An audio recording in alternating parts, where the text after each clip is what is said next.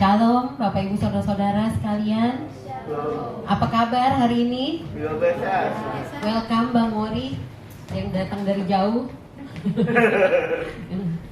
Juga welcome untuk papanya Novi ya, yang kedua kali hadir pada sore hari ini. Dan yang lain-lain Bapak Ibu semua. Oke. Nah, kita udah seminggu. Siapa yang libur? Saya mau nanya. Libur kerja atau libur sekolah dalam minggu kemarin? Wah, asik ya. Ya, libur ini saya tadi mikir pas lagi pakai bedak makeup, saya mikir waduh ini seminggu aku gak pakai bedak. Baru pakai bedak lagi hari ini, terus terang ya saudara. Ini liburan kemarin di rumah aja emang kita. Saya keluarga Tangerang. Paling kalau deket-deket ya kita tinggal pakai lipstick aja, nggak usah pakai bedak gitu kali ya. Ini dikemanain? Di klip kemana? Oh, sini. Alatnya beda ini. Kayaknya ada yang sponsor ini. Oke. Nah, saudara, tadi lagu yang terakhir itu dinyanyikan oleh seorang penyanyi lagu rohani yang barusan hari Senin kemarin itu meninggal. Ada yang tahu nggak, saudara? Pada tahu ya, banyak yang tahu. Oke, ya saya tahunya ya kita lihat di berita gitu ya, dan juga suami saya cukup mengikuti, dia sampai ya ikut kaget-kaget juga, katanya baru lihat waktu acara beberapa bulan yang lalu gitu diundang di gereja lain, dan ada bintang tamunya si Melita ya, ini ya cukup ini heboh lah ya, kok bisa ya baru meninggal adiknya 3 tahun yang lalu, dan kakaknya kembar gitu ya. Jadi sempat saya karena suami saya ngikutin beritanya, jadi saya tahunya dari dia, cukup lah saya mikir tahunya dari suami saya, sampai ikutin ini acara penghiburannya online loh suami. Niat ya penghiburannya Melita ya. Ya kita turut berduka sih ya dengan kejadian itu, cuman ya Tuhan berdaulat, amin saudara, atas hidup kita. Dan itu sebenarnya menunjukkan kepada kita betapa fananya hidup kita sebenarnya. Jadi kita nggak pernah tahu kapan waktunya, kapan saatnya waktu kita Tuhan bilang selesai di bumi ini, kita nggak tahu kapan waktunya. Dan jadi itu seharusnya membuat kita ingat ya, kita ada di dunia ini sebenarnya untuk apa gitu. Jadi tujuan hidup kita itu apa? Kalau kita meyakini bahwa kita ini diciptakan oleh Tuhan, berarti pencipta kita sebenarnya punya maksud untuk kita, amin. Kalau seseorang membuat sesuatu benda diproduksi di pabrik gitu ya, pasti ada tujuan dan kegunaannya. Itu benda, saudara. Dan ini kita yang membuat kita, menciptakan kita ini adalah Allah semesta alam, mencipta langit bumi. Bukankah lebih besar, lebih luar biasa sebenarnya? Pasti ada tujuannya, pasti ada panggilannya Kristus buat kita semua, amin. Jadi nggak ada yang kita cuman di sini cuman sekedar lewat gitu aja ya saudara ya. Ada panggilan dan tujuan Tuhan. Apalagi kalau saat ini saudara bisa duduk di tempat ini, saudara bisa dipilih Tuhan ya sebagai orang-orang yang diselamatkan. Saudara bisa memiliki iman itu di dalam hati saudara untuk bisa percaya kepada Kristus sebagai Tuhan dan Juru Selamat. Itu pasti ada rencana Tuhan, pasti ada panggilan yang dia harus lakukan. Yang kita harus lakukan, pasti ada tujuan Tuhan menciptakan kita, amin saudara. Nah, sesuai seperti tema kita pada tahun ini itu Kingdom Influence ya, Kingdom Influence. Nah, influence itu bahasa Indonesia itu pengaruh atau dampak artinya. Dan Kingdom itu kerajaan Allah. Dan untuk bulan Januari, Februari dan Maret, 3 bulan pertama itu kita memfokuskan pada identitas. Siapa diri kita, begitu ya saudara ya. Identitas kita itu betapa pentingnya identitas kita, ya kan saudara ya. Saya pernah ada permainan gitu di kantor saya. ada pertanyaan, kita harus jawab pertanyaan dan sharing satu dengan yang lain per kelompok gitu. Pertanyaannya, bila ada kebakaran di rumahmu, apa yang pertama kali engkau selamatkan? Pertanyaannya begitu, gitu ya. Dan semua jawabnya, ada yang jawab safety box. Di safety box itu kan ada surat-surat. Ada yang bilang yang pertama diselamatkan itu surat-surat penting, gitu ya. Semua sama jawabannya. Yang pertama diselamatkan itu, gitu, surat-surat. Karena apa, saudara ya? Surat-surat tuh menggambarkan identitas kita, melambangkan identitas kita ya. Menyebutkan siapa kita, ada akte lahir kita, siapa yang orang tua kita siapa di situ. Terus ada data-data yang lain, ada kartu keluarga dan lain-lain ya. Kemudian ada mungkin fotokopi KTP dan lain-lain. Jadi segitu pentingnya identitas kita di dunia ini, saudara. Dan kalau kita tahu bahwa sesungguhnya nanti dunia ini tempat kita sementara menumpang, kalau kita sadari itu, dan bahwa rumah kita itu nanti yang sesungguhnya itu ada di surga, seharusnya kita sadar betapa pentingnya identitas kita di dalam Tuhan. Amin, saudara. Dan kalau di sini saya udah siapkan KTP saya ya, coba dipasang di slide yang paling akhir, slide yang terakhir. Ya, bocoran nih, dibaca semua. Apa asal cepet. Nah, itu ada KTP saya.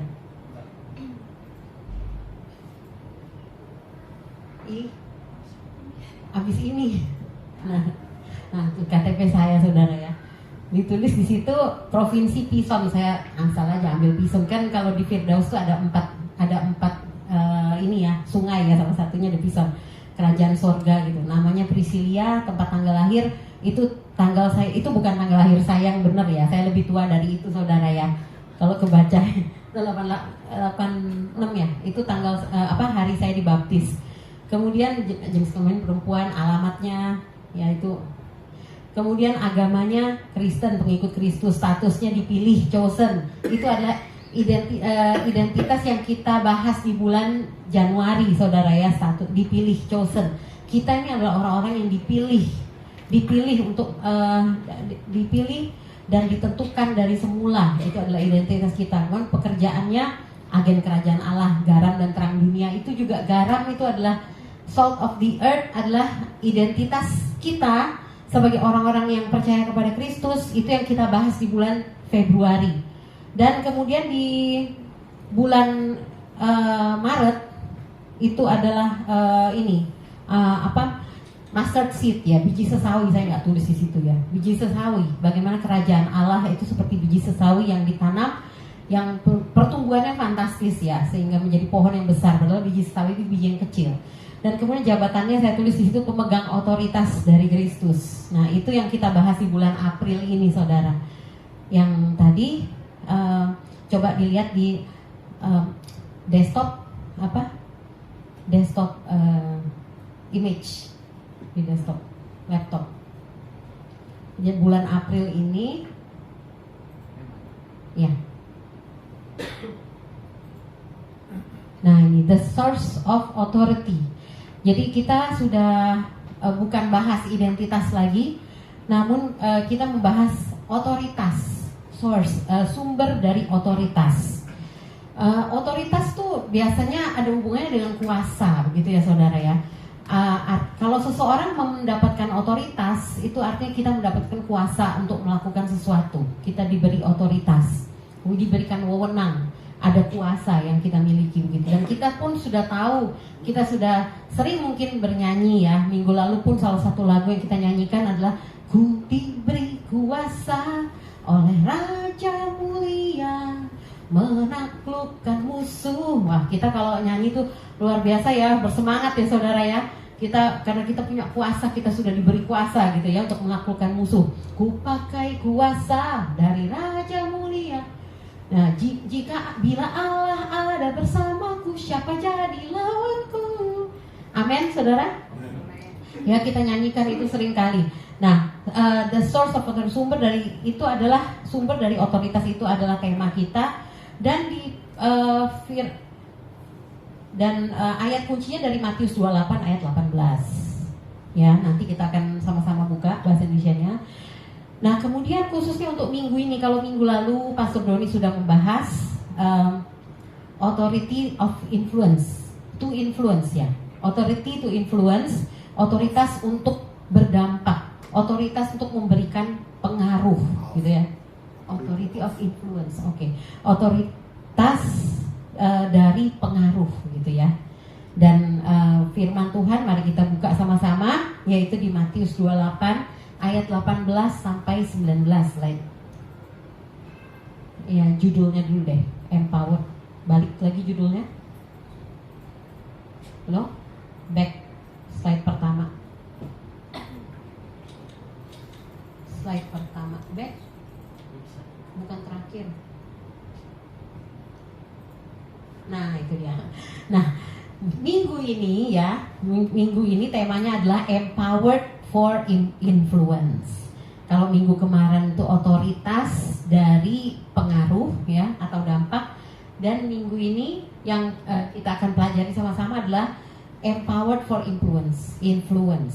Empowered itu artinya diberi kuasa, diperlengkapi, atau kata yang lebih baiknya ya itu adalah diberdayakan oleh otoritas Kristus untuk memberikan dampak positif.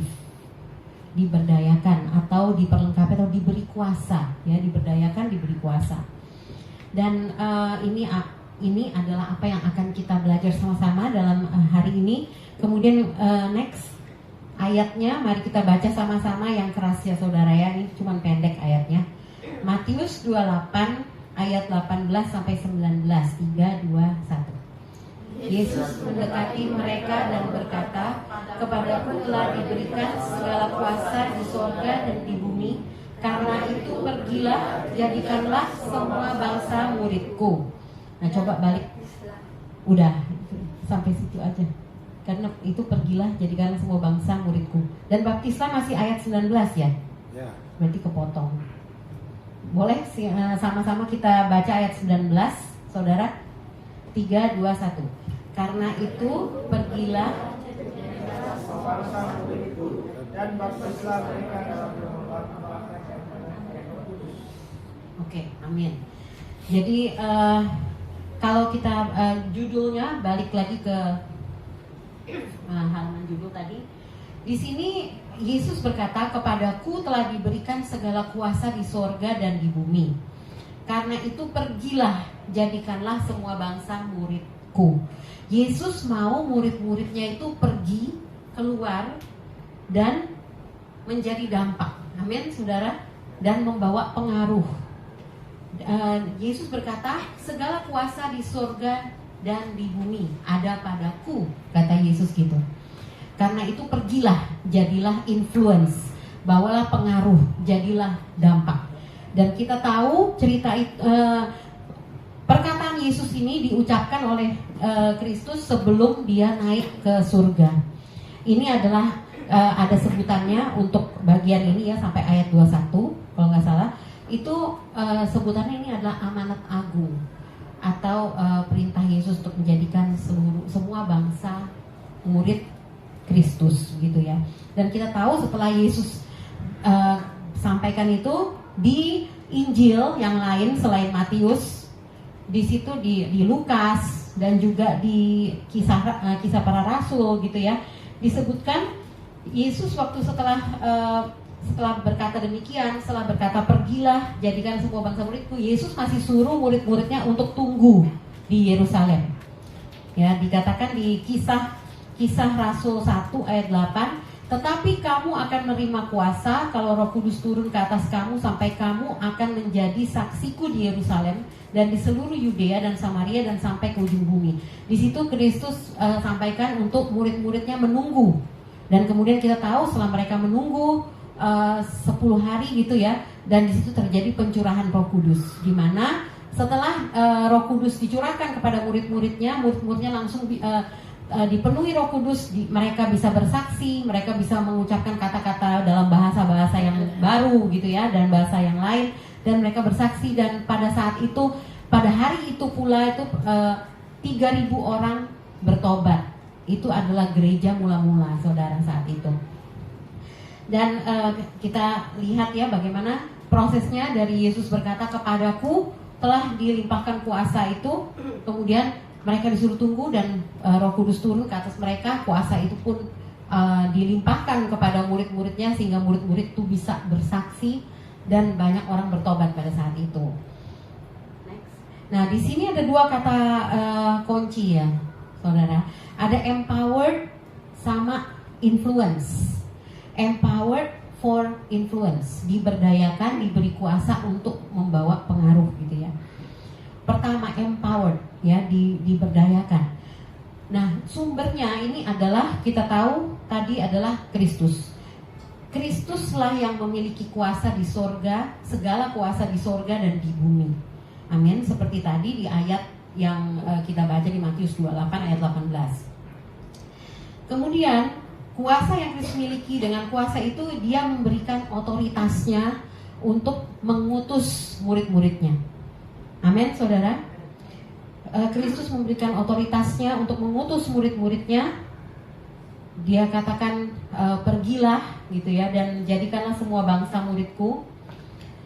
Dengan demikian kita pun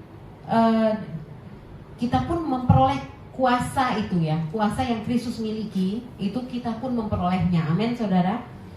Dan kuasa itu dilimpahkan kepada murid-muridnya pada saat itu ya, dan sama murid-muridnya mereka pergi memberitakan Injil kemanapun mereka pergi. Dan kita lihat mereka memberitakan Injil itu kerajaan Allah ya, Injil kerajaan Allah itu mereka beritakan hingga saat ini beberapa ribu tahun kemudian kita lihat begitu besar dampaknya, begitu besar pertumbuhan daripada kerajaan Allah ini. Amin, saudara. Salah satunya hasilnya ya kita.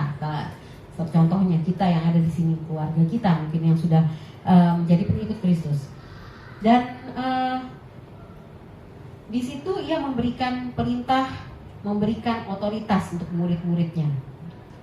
Sama halnya seperti kita sekarang ini, saudara ya. Kita pun menerima otoritas itu. Kita pun menerima amanat itu, menerima limpahan kuasa itu. Dan kuasa itu diberikan untuk murid-muridnya memberikan dampak positif tentunya di dunia ini, kemanapun mereka pergi. Dan kemudian kata kunci yang berikutnya ya, itu adalah influence, pengaruh, empowered for influence ya, tema kita minggu ini. Dan kita tahu kalau influence berbicara mengenai pengaruh atau dampak. Kerajaan Allah itu ciri-cirinya, dampaknya itu fantastis. Itu kita udah tahu ya saudara ya. Kalau saudara ingat khotbah dari beberapa waktu kemarin, contohnya yaitu yang biji sesawi itu, coba kita buka di Markus 4 ayat 32. Markus 4 ayat 32. Buka di situ.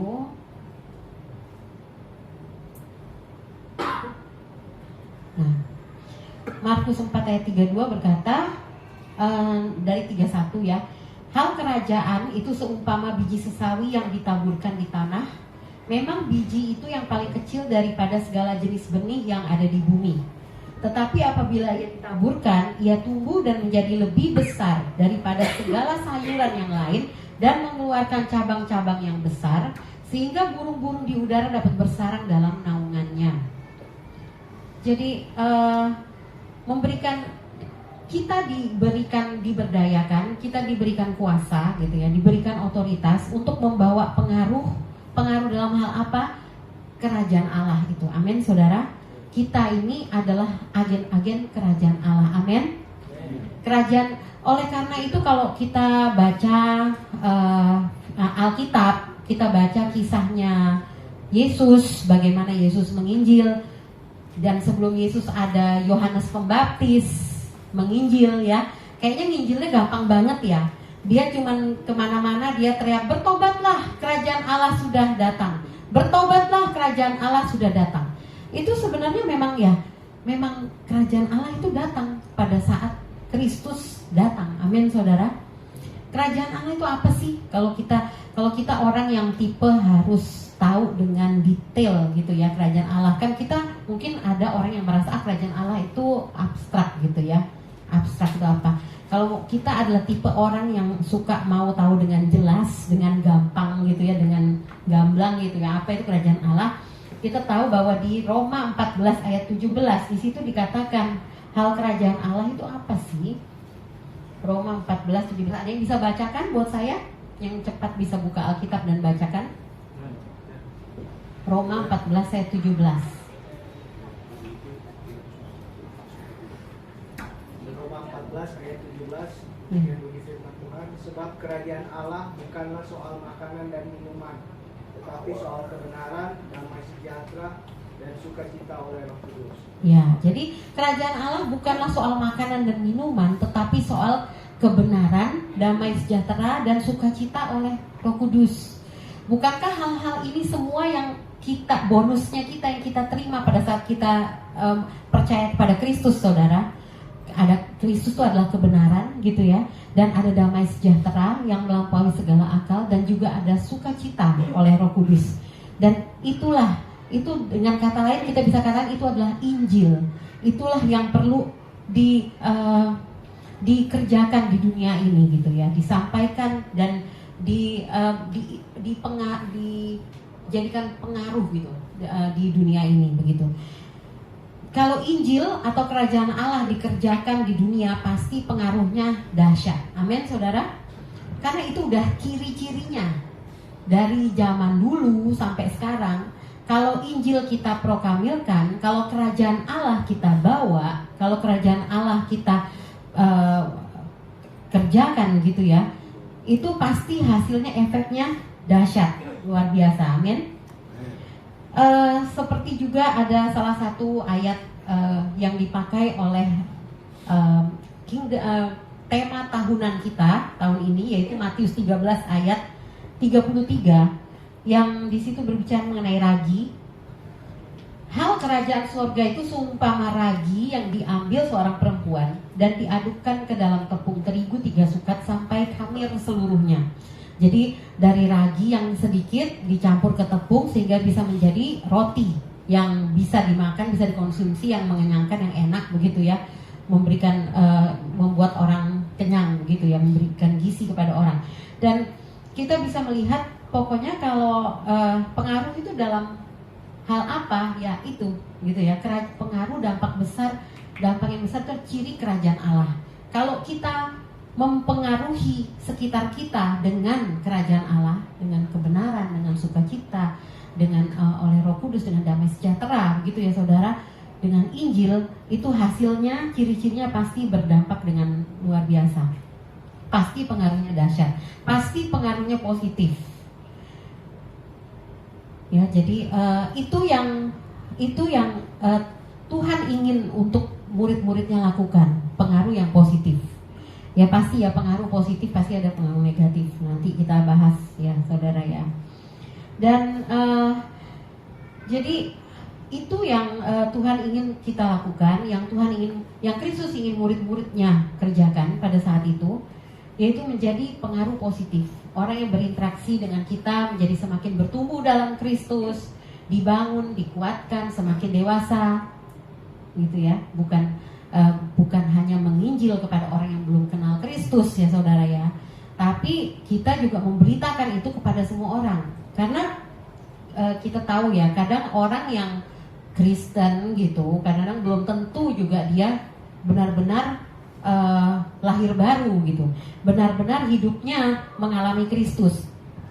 Nah, jadi pengaruh yang positif itulah aspek influence ini ya, yang Tuhan inginkan kita lakukan.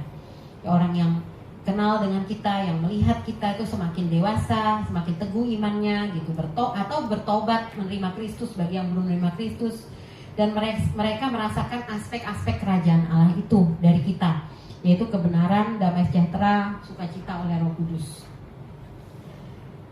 Dan kalau saya bisa katakan empowered ini adalah komitmennya Allah kepada kita. Amin saudara. Pada saat Allah memanggil kita, pada saat kita dipilih, itu Tuhan memberikan kita kuasa. Amin. Itu adalah komitmen, itu adalah bagiannya Allah. Dia yang memperlengkapi kita dengan otoritasnya, Itu adalah bagian dia, komitmennya Tuhan, kalau kita bisa katakan begitu. Kemudian kalau influence ini bisa dikatakan adalah tugas kita. Atau kalau saudara nggak suka kata tugas ya, kadang-kadang orang itu nggak suka kata tugas tuh kayak beban gitu ya. Ada satu lagu, Tuhan ini tugas kami. Nah, terus nanti kalau karena kelemahannya ya, manusia namanya lemah, kadang nggak gagal gitu melakukan apa yang Tuhan sudah tugaskan. Dia merasa itu menjadi beban gitu ya. Enggak sebenarnya saudara ya. Jadi boleh dikatakan ini adalah panggilan kita. Amin saudara. Jadi kalau empowered itu adalah komitmennya Tuhan kepada kita yang sudah Dia lakukan kepada kita, memberikan kita kuasa, memberdayakan kita, memberikan kita otoritasnya gitu ya, untuk membawa kerajaan Allah ke dunia ini. Influence ini adalah panggilan kita. Amin saudara. Membawa pengaruh itu adalah panggilanku. Siapa yang percaya boleh mengucapkan itu sekarang, boleh. Membawa pengaruh, membawa dampak adalah panggilanku. Coba saudara katakan pada dirimu sendiri. Ya. Kenapa kok saya percaya itu saudara? Membawa pengaruh itu panggilan kita. Ya emang itu ada di amanat agung ya. Itu Tuhan mengamanatkan gitu. Kemudian dan juga di Efesus 2 ayat 10 dikatakan alasan Tuhan menciptakan kita saudara. Dikatakan karena kita ini buatan Allah, diciptakan dalam Kristus Yesus untuk melakukan pekerjaan baik yang dipersiapkan Allah sebelumnya. Ia mau supaya kita hidup di dalamnya. Amin.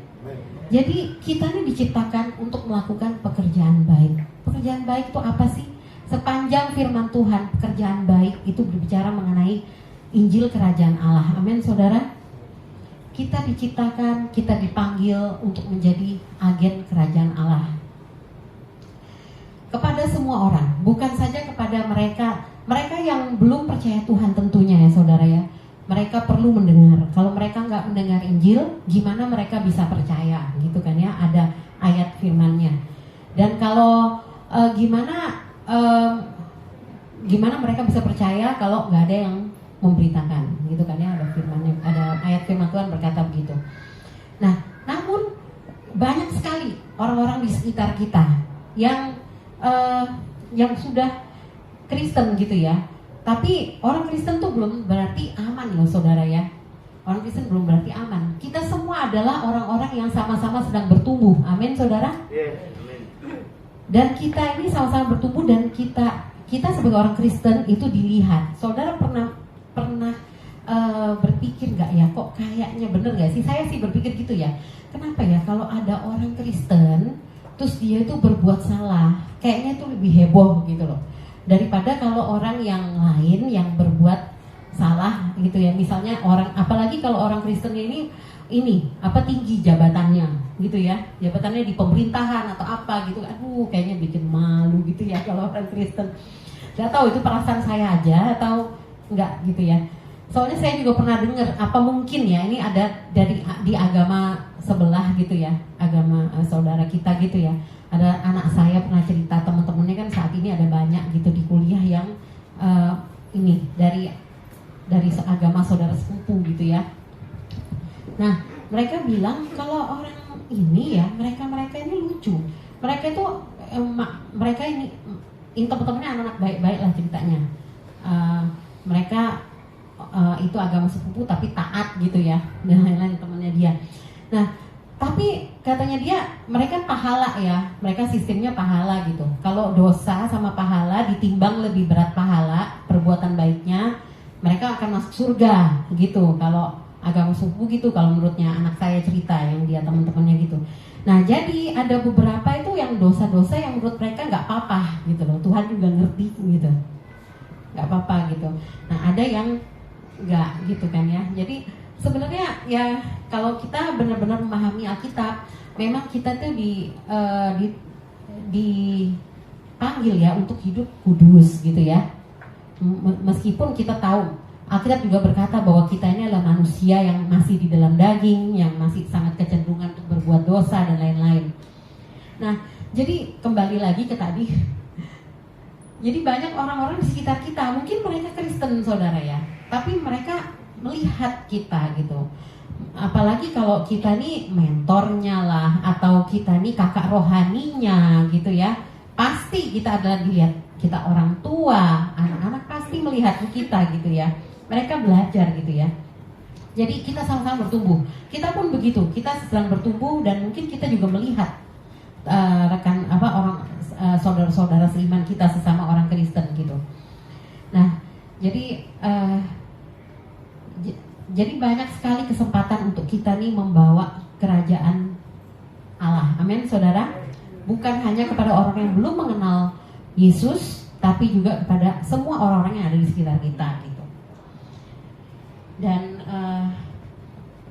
kadang-kadang Kristen juga belum tentu lebih baik ya. Jadi kayak kemarin nih contohnya ada anak saya lagi cari pelatih gitu untuk ekskulnya di tempat kuliah. Dan dari tempat kuliahnya mengharuskan harus yang Kristen gitu. Sementara pelatih teater yang Kristen sulit katanya dapatnya gitu, lagi cari pelatih, dia pengurus gitu. Dan juga akhirnya cari kan, terus saya jadi dilema juga. Tapi kalau Kristen berarti kamu harus interview lah, benar-benar lahir baru nggak? Kalau sekadar Kristen tapi dia nggak lahir baru, malah kadang-kadang tuh lebih parah gitu ya, bisa-bisa kelakuannya daripada orang yang non Kristen gitu, yang mungkin lebih profesional dan lain-lain. Nah itu sangat disayangkan sebenarnya. Janganlah maksudnya kita seperti itu ya saudara ya, karena kita jadi mempermalukan gitu kerajaan Allah, bukan membawa dampak positif, malah membawa dampak yang negatif, dampak buruk gitu pada sekitar kita. Nah kita di sini kita sudah percaya ya bahwa kita sudah diberikan otoritas, kuasa, diberdayakan untuk membawa pengaruh. Amin saudara. Dan membawa pengaruh itu adalah panggilan kita. Kita sudah mengerti itu ya saudara ya. Sementara kita ini juga adalah orang-orang yang masih berproses. Saudara percaya nggak semua dari kita itu sudah sempurna, ya kan saudara ya. Kecuali kalau saudara yang sempurna boleh saudara skip, saudara nggak usah dengar dulu bagian ini gitu ya, nanti boleh. Jadi kalau saudara merasa sudah sempurna, next. Nah sementara kita juga masih berproses gitu saudara ya. Kita sudah percaya Kristus ya, roh kita adalah milik Kristus gitu ya, dan kita tahu kita dipanggil, kita di dunia ini bukan sekedar lewat ya, tapi kita ada tujuan Tuhan gitu ya. Ada identitas sorgawi kita yang lebih penting, yang bernilai kekal gitu ya, yang harus kita hidupi gitu. Namun kita ini masih manusia daging juga. Paulus pun berkata di Roma bahwa sebab bukan apa yang aku kehendaki, yaitu yang baik, yang aku perbuat, melainkan apa yang tidak aku kehendaki, yaitu yang jahat yang aku perbuat. Kita ini masih dalam proses saudara, belum sempurna. Proses menyerupai Kristus, amin saudara. Dan proses itu berakhir pada saat kapan saudara? Proses kita ini mengikut Yesus sampai kita tuh prosesnya selesai, itu endingnya kapan saudara? Gak ada yang tahu ya? Masuk? Hah? Ikut Melita kan? Ya itu berakhir pada saat Tuhan bilang kita selesai di dunia ini ya. Kita ditebus sudah ya, amin saudara. Kita dibenarkan sudah, amin saudara. Ya jadi pada saat kita tuh dibenarkan oleh darah Kristus, sehingga pada saat Tuhan lihat kita, yang dia lihat tuh udah darah Kristus gitu ya. Kita udah dibenarkan sudah. Tapi setiap hari kita tuh masih bergumul, amin saudara, karena kita masih hidup di dalam daging ini. Kita menentukan pilihan demi pilihan setiap hari. Apakah kita mau jalankan panggilannya? Mungkin sakit ya, jalankan panggilan Yesus mungkin gak enak gitu ya, gak nyaman buat kita. Mungkin gengsi harus ditekan saudara ya, kadang-kadang gitu. Bahkan mungkin kadang-kadang harus rugi.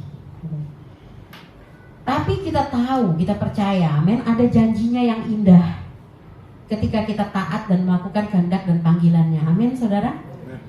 Tuhan berkata, pikul kuk kita gitu ya. Kalau kuk itu kan kayak beban ya, yang ada di atas kerbau bajakan itu dikasih beban gitu ya untuk dia menarik nih. Dikatakan Matius 11 ayat 28 berkata, marilah kepadaku semua yang letih, lesu dan berbeban berat, aku akan memberi kelegaan kepadamu. Pikulah kuk yang kupasang dan belajarlah padaku, karena aku lemah lembut dan rendah hati, dan jiwamu akan mendapat ketenangan. Sebab kuk yang kupasang itu enak dan bebanku pun ringan. Jadi di situ Kristus, di situ Tuhan tuh ada kuk, ada panggilan buat kita gitu ya, ada beban gitu ya. Tapi itu semua adalah prosesnya, amin saudara. Kalau kita mau menjalankan itu, kita mau mengikut Kristus, memikul salib kita gitu ya, dan kita belajar kepada Kristus, dia lemah lembut dan rendah hati, maka jiwa kita akan mendapat ketenangan, amin saudara. Itulah janjinya, bukankah itu yang semua kita inginkan ya saudara ya? Seperti Paulus bilang, aku kehendaki itu berbuat baik. Saya percaya itu saudara. Pada saat kita ini percaya kepada Kristus sebagai Tuhan dan Juru Selamat, kita diberikan hati yang baru, amin. Keinginan kita adalah keinginan untuk memuliakan Kristus. Keinginan kita itu sesungguhnya adalah hal-hal yang baik, yang Tuhan suruh gitu. Cuman kita bergumul setiap hari gitu ya, karena kita masih ada di dalam daging. Dan kemudian kita yang harus membawa kerajaan itu ya. Kadang-kadang ada yang mikir, kita aja masih belum sempurna gitu ya, ngapain kita memberitakan Injil buat orang gitu, kayaknya nggak cocok gitu ya. Kan kita masih berproses ini ya saudara ya. Sementara kita juga masih berproses, dan kita ada lagi sifat pelupa manusia ya. Siapa yang di sini yang pelupa? Mungkin kita nggak ngaku, nggak semuanya ngaku, aku ingat apa-apa, aku nggak, jarang lupa gitu ya. Ya tapi mungkin kita lihat contohnya aja bangsa Israel saudara ya. Bangsa Israel, kita mungkin heran, bingung ya sama bangsa Israel yang begitu tegak tengkuk, udah melihat kuasa Kristus yang luar biasa, yang mujizat yang luar biasa, penyediaan yang luar biasa di padang gurun, makanan disediakan gitu ya. Mereka minta makanan dikasih mana, mereka minta daging dikasih burung gagak gitu ya, burung puyuh, burung gagak ya. Oke, dikasih burung gitu ya untuk mereka masak dan mereka makan gitu ya. Mereka malam kedinginan ada tiang api, mereka siang kepanasan ada tiang awan begitu. Jadi dan mereka pun diperbudak selama beratus-ratus tahun di Mesir. Mereka berseru kepada Tuhan, Tuhan bebaskan, selamatkan dengan cara yang nggak biasa-biasa ya, cara yang luar biasa begitu, yang sangat supranatural begitu. Namun mereka nanti sebentar mereka menyembah Tuhan gitu ya, membuat mesbah dan lain-lain. Habis itu sebentar mereka lupa pas mereka mulai bersungut-sungut lagi, mulai ini, terus mereka bersungut-sungut, mereka lihat Tuhan nggak ada, lupa kan mereka kalau ada Tuhan ya, mereka jalan setiap hari, mungkin rutinitas gitu ya, mereka jalan setiap hari capek, mereka kita perlu Allah yang kelihatan. Akhirnya mereka bangunlah lembu emas, katanya melambangkan Tuhan untuk mereka sembah, padahal itu kan berhala gitu ya. Jadi itulah sebenarnya apa yang dituliskan di Alkitab itu semua itu adalah contoh untuk kita ini belajar. Amin saudara. Gak ada hal yang baru di dunia ini, semua itu udah pernah ada dan sekarang ada lagi.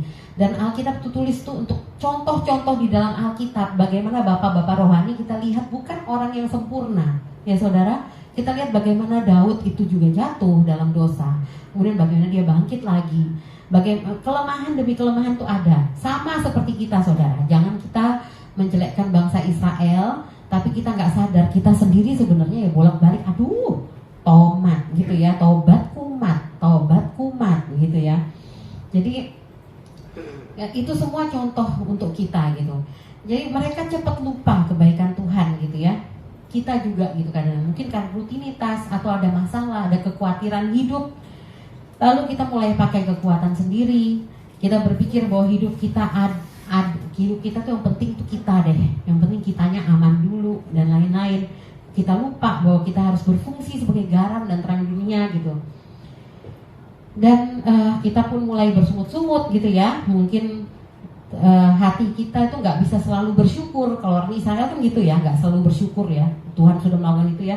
Kalau kita zaman now mungkin hati kita yang bersuka cita tergantung rekening bank kita isinya ada berapa gitu mungkin ya.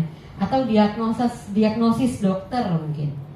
Atau mungkin ada yang memuji karena kita melakukan pekerjaan baik, baru kita moodnya baik, baru kita bersuka cita.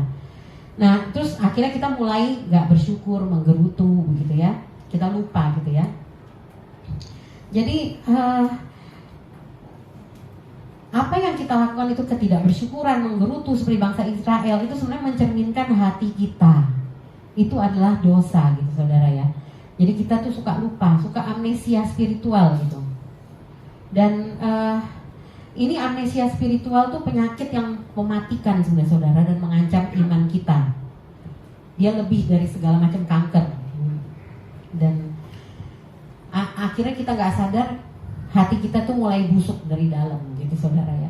Jadi hal-hal seperti ini kalau kita nggak cepet-cepet sadar ketika Tuhan berbicara kepada kita, baik melalui hambanya di gereja ataupun melalui teman kita, sahabat kita, atau bisa juga melalui firman Tuhan kalau kita sempat baca begitu ya. Karena kadang kalau udah amnesia spiritual tuh lupa baca firman Tuhan, nggak sempet gitu ya. Nggak sengaja saudara, dikit demi dikit itu pengaruh dari dunia ini, bukan kita yang mempengaruhi dunia, tapi apa yang ada di sekitar kita, tipuan-tipuan iblis itu yang ganti mempengaruhi kita sedikit kita nggak berasa, tiba-tiba suatu saat kita udah merasa, kok Tuhan jauh ya gitu. Tiba-tiba itu semua tuh sedikit saudara ya. Kan mana itu pengaruh dari luar ya, pengaruh dari si iblis atau dari luar dan lain-lain. Seperti yang kalau saudara ingat waktu itu kan Pastor Doni minggu lalu sempat kasih definisi dari kata pengaruh ya, influence gitu ya. Influence itu menurutnya Merriam-Webster.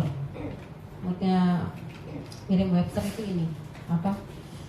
Kamus bahasa Inggris Indonesia ya. Dikatakan kapasitas atau kuasa berdampak dengan cara-cara yang tidak langsung, tidak terlihat. Nah, pengaruh itu seringkali begitu ya saudara, sedikit, nggak berasa, sedikit. Nah, lama-lama kita udah jauh, udah melenceng begitu. Nah, jadi kita ini masih berproses saudara, seperti tadi yang saya katakan. Namun saudara, ingat bahwa kita punya kuasa. Amin saudara. Kita punya kuasa ya. Kuasa itu bukan sekedar untuk memberitakan Injil ya, bukan sekedar untuk menyampaikan kabar baik, membawa pengaruh yang baik, tapi pertama-tama itu juga untuk kuasa untuk mengatur hidup kita. Amin saudara. Kita punya kuasa. Dikatakan di 1 Korintus 4 ayat 20, sebab kerajaan Allah bukan terdiri dari perkataan, tetapi dari kuasa. Dan di situ tadi kan kerajaan Allah itu bukan mengenai makanan dan minuman ya, yang pertama tadi Roma 14 ayat 11, tapi mengenai kebenaran, damai sejahtera dan sukacita oleh Roh Kudus. Nah, satu lagi nih dikatakan di sini 1 Korintus 4 ayat 20, kerajaan Allah bukan terdiri dari perkataan tapi dari kuasa. Saya juga bisa boleh katakan kerajaan Allah itu bukan kata-kata doang. Amin saudara. Tapi harus kuasa yang nyata. Amin. Bukan omong doang. Banyak tahu, katanya pastor minggu lalu, itu bukan berarti banyak mengerti. Banyak tahu itu bisa aja pintar ngomong, banyak omong, tapi kuasanya nggak nyata. Amin saudara. Dalam hidup kita yang nggak ada gunanya gitu, bagaikan tong kosong nyaring bunyinya. Jadi pertama-tama ingat kita punya kuasa untuk mengatur diri kita sendiri dulu saudara ya. Bukan berarti terus kita nggak memberitakan Injil gitu ya saudara ya. Semua itu kita sama-sama orang-orang yang sedang proses. Dan saya percaya itu kerinduan kita. Amin saudara. Sebab itu panggilan kita untuk menjadi agen-agen kerajaan Allah. Dikatakan 1 Korintus 4 ayat 20, next. Kerajaan Allah bukan terdiri dari perkataan tetapi dari kuasa. Jadi gimana caranya supaya hidup kita ini punya kuasa untuk jadi pengaruh buat orang lain saudara. Kita harus praktekkan kuasa itu untuk diri kita dulu sendiri. Amin saudara.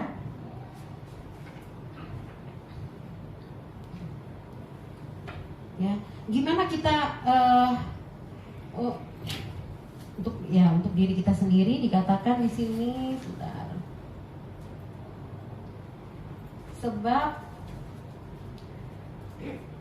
firman Tuhan berkata kok, kalau sebentar ada di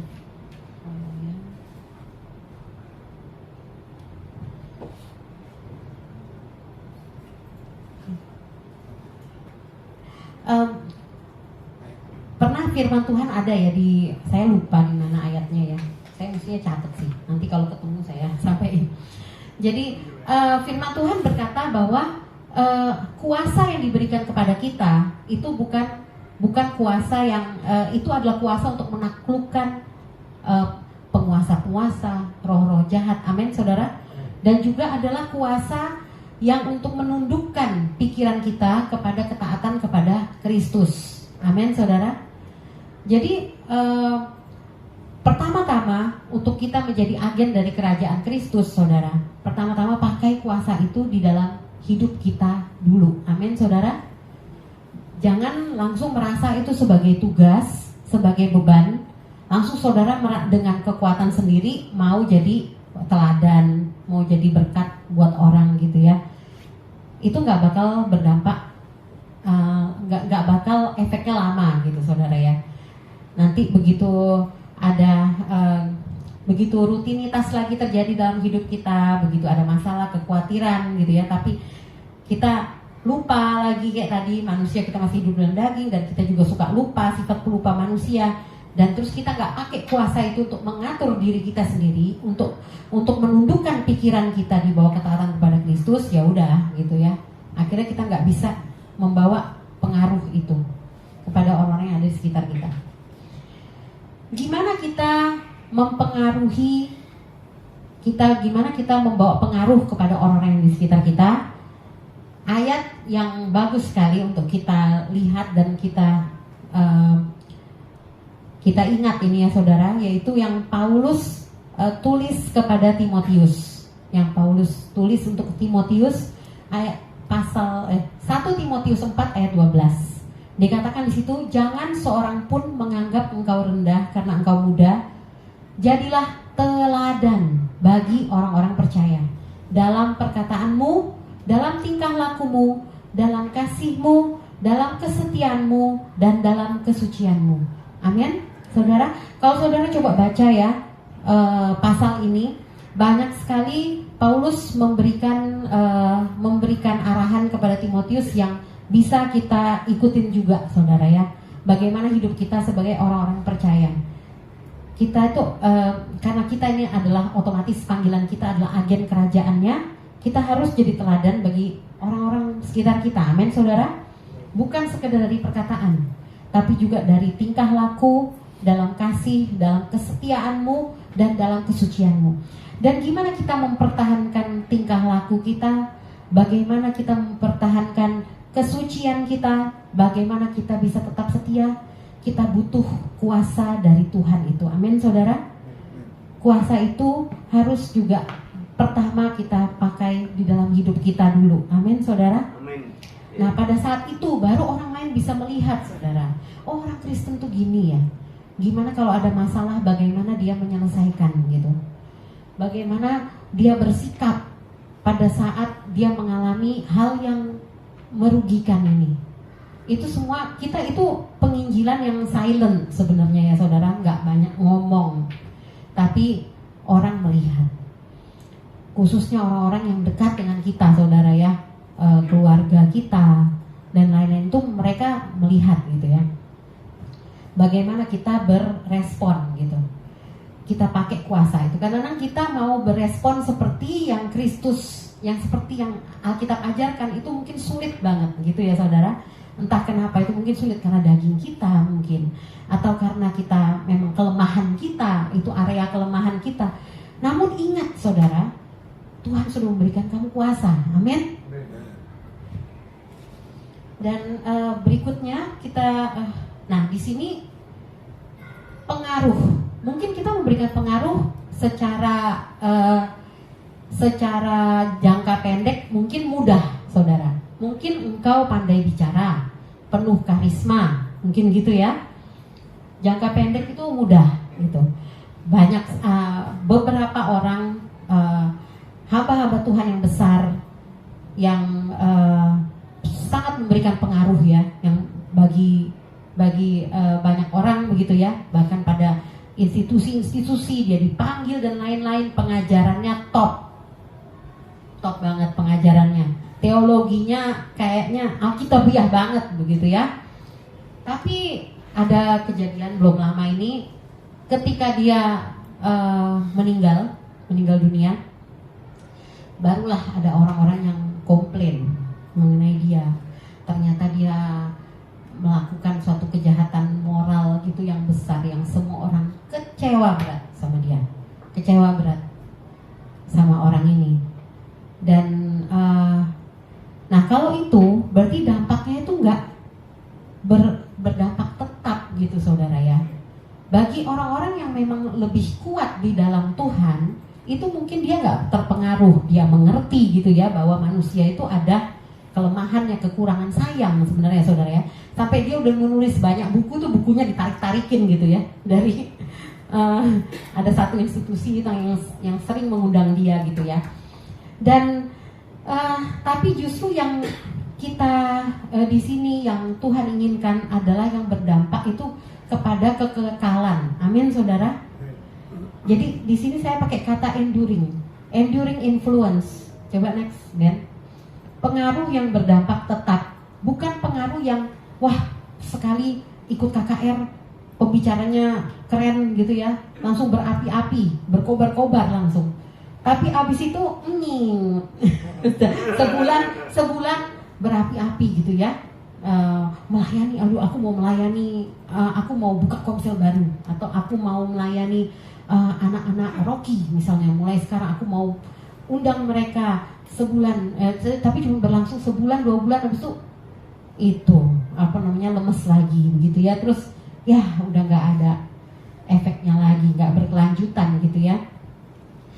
Jadi justru yang lebih penting itu yang berdampak tetap. Amin saudara.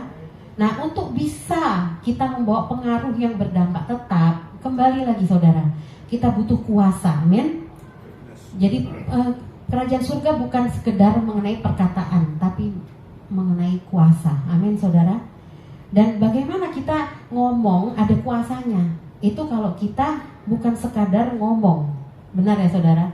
Hidup kita pun sesuai apa yang kita ngomong gitu. Jadi bukan sementara saja dampaknya itu, pengaruh yang kita bawa untuk orang bertumbuh ke dalam Tuhan, tapi dan untuk percaya Kristus. Nah, di sini dibutuhkan, semua pasti tahu nih, sesuatu untuk berdampak tetap butuhkan konsisten atau ketekunan. Amin saudara. Dibutuhkan ketekunan. Nah, untuk ketekunan itu pun, untuk kita bisa tekun, untuk kita bisa konsisten, kita butuh kuasa lagi. Amin saudara. Tapi itu bagiannya Tuhan, yang Tuhan sudah berikan. Amin saudara. Kita bisa bersyukur untuk hal itu, karena itu bagiannya Tuhan yang Tuhan sudah berikan. Dan di sini di 2 Korintus 4 ayat 16, di sini Paulus berkata, sebab kami tidak tawar hati, tetapi meskipun manusia lahiriah kami semakin merosot, namun manusia batiniah kami dibaharui dari sehari ke sehari.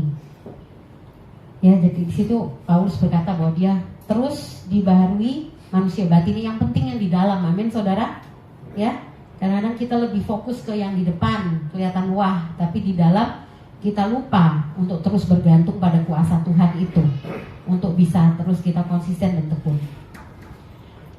Galatia 6 ayat 9 berkata, janganlah kita jemu-jemu berbuat baik, karena apabila sudah datang waktunya kita akan menuai jika kita tidak menjadi lemah. Sayangnya saudara, kalau kita udah berbuat baik, membawa menjadi agen Injil Kerajaan Allah, tapi abis itu kita akhirnya menjadi lemah gitu ya, nggak jadi menuai kita gitu ya. Sayang sekali. Dan kembali lagi saya mau mengingatkan bahwa ketika kita percaya kepada Kristus, maka membawa pengaruh, membawa dampak itu adalah panggilan kita. Amin saudara. Ya, orang Kristen nih hidupnya seperti suratan terbuka. Alkitab berkata demikian. Seperti suratan terbuka ya, mau nggak mau gitu ya saudara ya. Seperti pastor bilang minggu lalu agak keras ya. Kalau misalnya jadi Kristen nggak membawa pengaruh baik, udah mendingan mutusin sekarang, nggak usah jadi Kristen aja deh. Ya bilang gitu ya pastor. Mendingan daripada membawa pengaruh yang buruk gitu ya. Orang Kristen tuh hidupnya seperti suratan terbuka. Di 2 Korintus 3 pasal 3 ayat 3. 2 Korintus 3 ya. Dikatakan demikian, karena telah ternyata bahwa kamu adalah surat Kristus. Ini jemaat Tuhan ya, kata Paulus adalah surat Kristus yang ditulis oleh pelayanan kami, ditulis bukan dengan tinta, tetapi dengan roh dari Allah yang hidup, bukan pada loh-loh batu, melainkan pada loh-loh daging, yaitu di dalam hati manusia. Dan jadi pada saat kita percaya kepada Kristus, itu kita itu adalah keberadaan kita sebagai orang percaya ini adalah sebagai surat Kristus yang terbuka gitu ya, yang dapat dibaca dan dilihat oleh semua orang. Orang biasanya menyorot, udah pasti gitu ya. Jadi ketika kita dipilih dan menjadi pengikut Kristus, otomatis hidup kita akan memberikan pengaruh, saudara ya.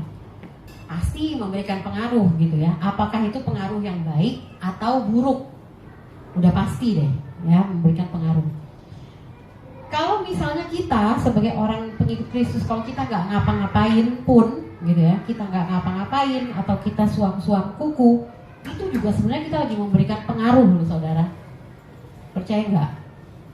Enggak ya. Coba ya gimana ya? Iya benar saudara ya. Jadi kalau kita nggak ngapa-ngapain pun sebagai orang yang sudah ditebus Kristus ya kita suam-suam kuku aja, kita nggak ngapa-ngapain, itu sebenarnya kita juga memberikan pengaruh. Tapi pengaruhnya yang nggak baik tentunya. Untuk gitu ya. Contohnya kita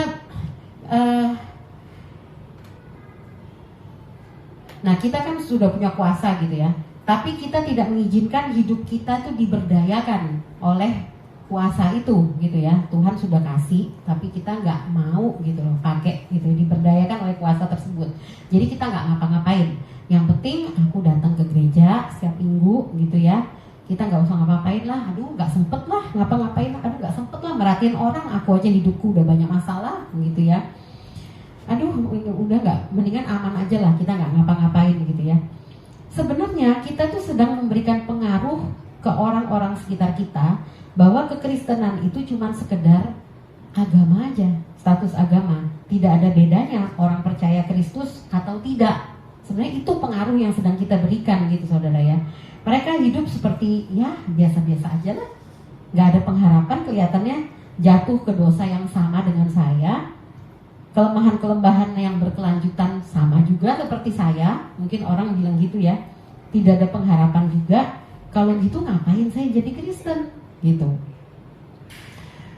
Dan kalau misalnya ada keluarga kita mungkin melihat kita seperti itu yang sudah punya kuasa, tapi kita nggak mengizinkan diri kita itu diberdayakan gitu ya dengan kuasa itu gitu, ya mereka bisa mikir udahlah jadi gitu-gitu aja, jadi Kristen kayaknya sama aja, nggak ada bedanya, nggak ada bagusnya gitu kan. Ngapain ya aku jadi Kristen, ateis aja lah gitulah, atau ya udah Kristen gini aja.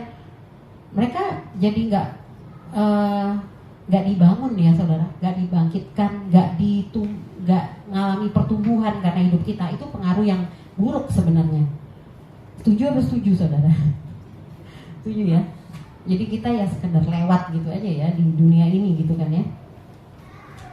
Gak jadi pengaruh, malah jadi pengaruh buruk kalau kayak gitu saudara. Nah itu bukan panggilan kita saudara ya.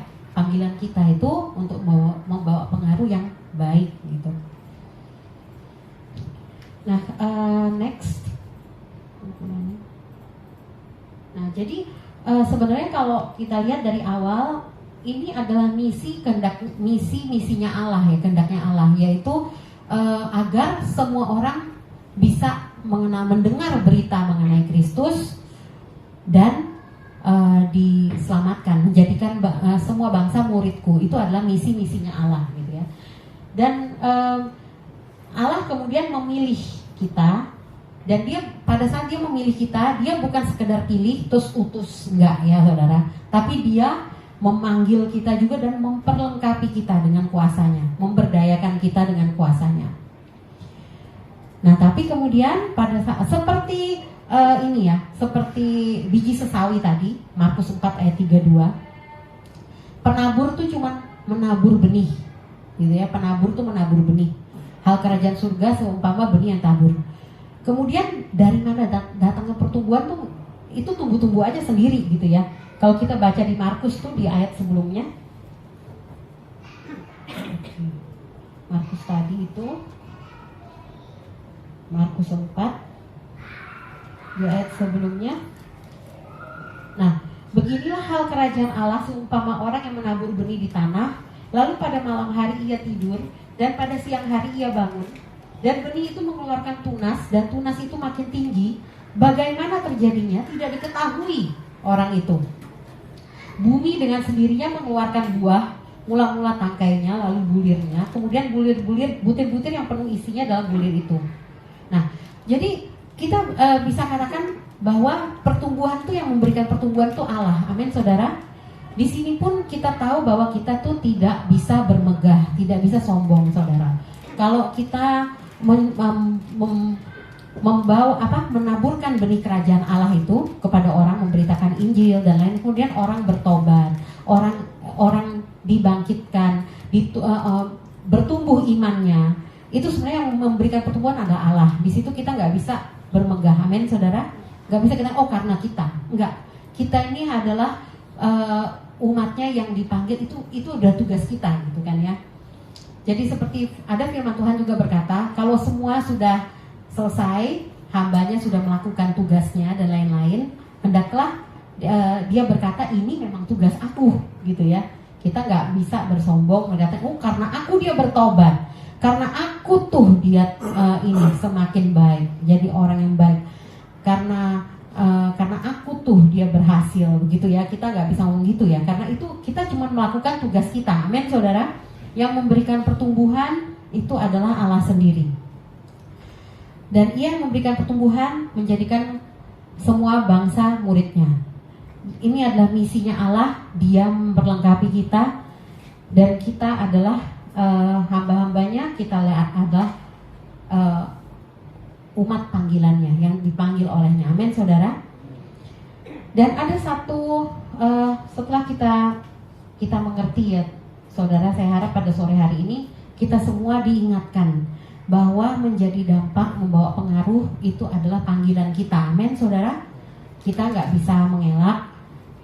Kalau kita nggak menganggap panggilan itu, tetap kita memberi pengaruh, karena kita adalah orang-orang yang telah dipilihnya. Pengaruh yang buruk tentunya yang kita berikan.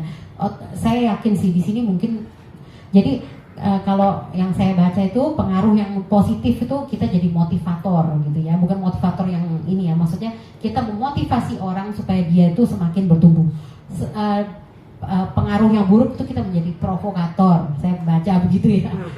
Yang mudah-mudahan gak ada yang jadi provokator ya di sini ya saudara ya. Tapi kalau itu saya nggak usah bahas ya saudara ya. Tapi kalau kita nggak ngapa-ngapain pun kita membawa pengaruh saudara, pengaruh yang jelek sebenarnya ya saudara ya. Mungkin orang jadi males jadi Kristen gitu. Kristen gak ada bedanya kok gitu. Ya khususnya ya saya merasa dikuatkan banget gitu ya sama firman ini, khususnya karena saya adalah orang tua gitu ya saudara ya. Saya nggak mau nanti anak-anak saya tuh tumbuh jadi orang-orang yang merasa ngapain aku Kristen gitu ya. Itu maksudnya aduh sedih banget dah saya kalau ngapain aku Kristen, mamaku hidup orang Kristen juga gitu-gitu aja gitu kan ya, maksudnya nggak ada bedanya sama orang yang non Kristen gitu ya. Nah itu sedih banget saudara. Nah jadi dan ingat, di luar dari pertama keluarga kita dulu, di luar keluarga kita itu semua Tuhan sudah sediakan bagi kita, Tuhan percayakan bagi kita untuk kita membawa pengaruh, amin saudara, bagi semua orang yang ada di sekitar kita yang Tuhan percayakan. Nah ini ada satu quote saudara, saya mau tutup dengan quote ini ya.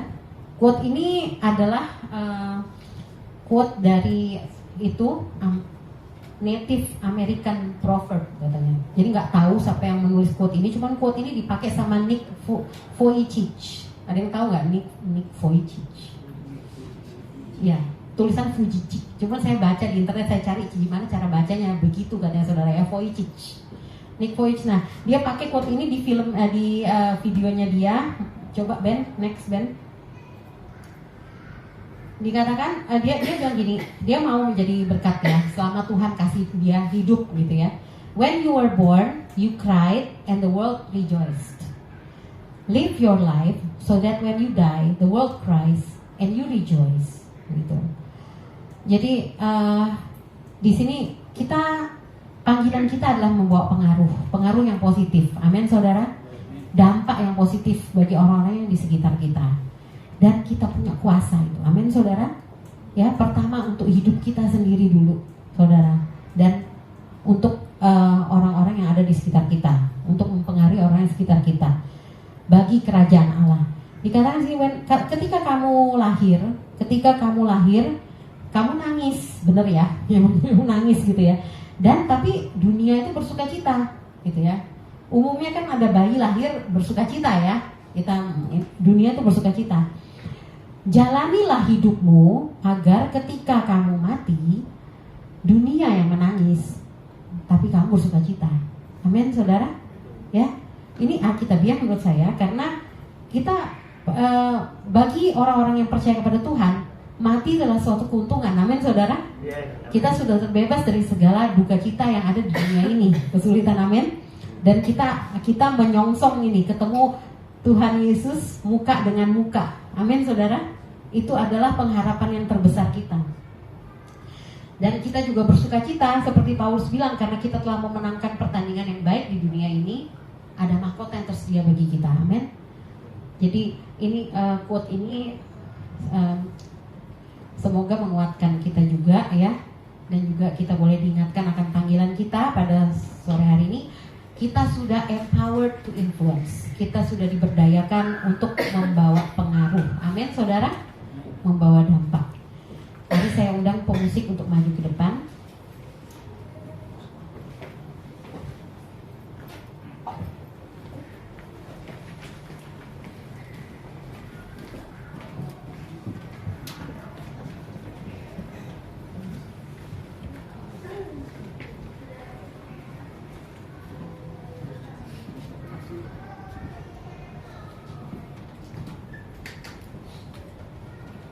Mari kita bangkit berdiri, Bapak Ibu Saudara. Kita akan mendeklarasikan pengakuan iman kita.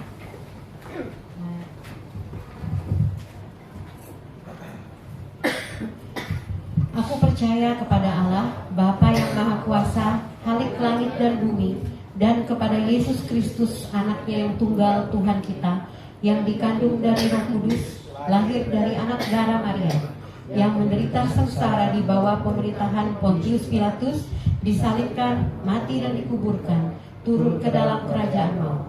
Pada hari yang ketiga bangkit pula dari antara orang mati, naik ke surga, duduk di sebelah kanan Allah Bapa yang Maha Kuasa, dan dari sana ia akan datang untuk menghakimi orang yang hidup dan yang mati.